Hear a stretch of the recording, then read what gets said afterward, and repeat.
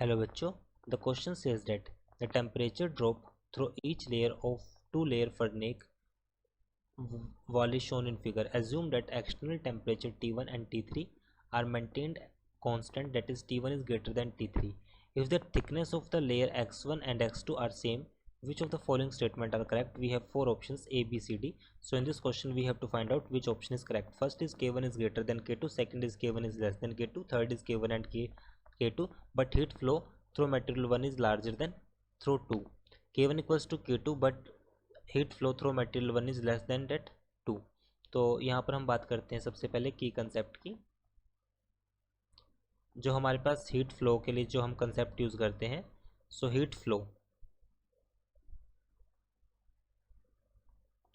Date is Q equal होता है हमारे पास K A D T by D X. Now दोनों के दोनों सिस्टम हमारे पास जो दो ब्लॉक हमें गिवन है वो सीरीज में है. So solution for this question, both block are in series.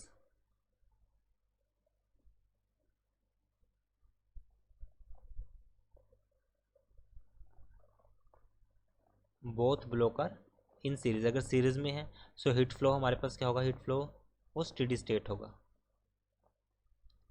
Heat flow is in steady state. It means ये लीनियरली डिक्रीज करेगा डिस्टेंस के साथ, जैसा कि डायग्राम में दिखाया भी गया है. सो इट मीन्स यहाँ पर हमारे पास जो वैल्यू होगी फर्स्ट के लिए हमारे पास जो कांस्टेंट है that is K1 conductivity. So K1 first के लिए हीट फ्लो Q1 है, सेकंड के लिए हीट फ्लो हमारे पास Q2. स्टेडी स्टेट के दोनों के लिए इक्वल होगा.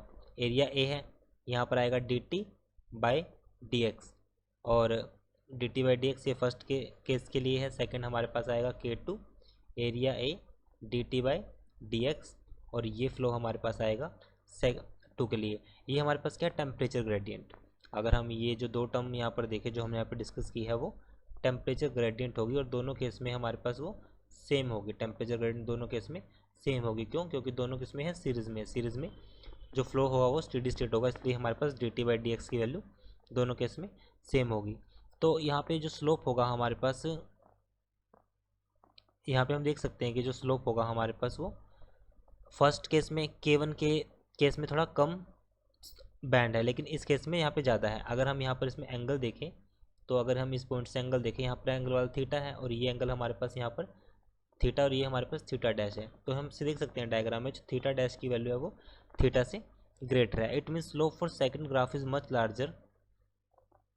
तो इसका मतलब क्या है? हमारे पास अगर ज़्यादा है सो इस पॉइंट से हम बोल सकते हैं कि अगर ये ज़्यादा है सो इट मीन्स K1 की वैल्यू जो होगी वो बहुत ज़्यादा होगी. So value of K is much larger than first case. So simply हम बोल सकते हैं कि ये जो K1 की वैल्यू होगी वो ज़्यादा है, क्योंकि अगर ज़्यादा होगी तो इसका मतलब K1 dt by D X की जो वैल्यू होगी वो बढ़ेगी. तो इसका मतलब the value of K is much larger in case first to compensate. इसलिए हमारे पास जो K1 की वैल्यू होगी वो ज़्यादा होगी K2 से. तो इसलिए हमारे पास जो राइट आंसर होगा option first. Hence option first is right. I hope you understood this explanation. Thank you.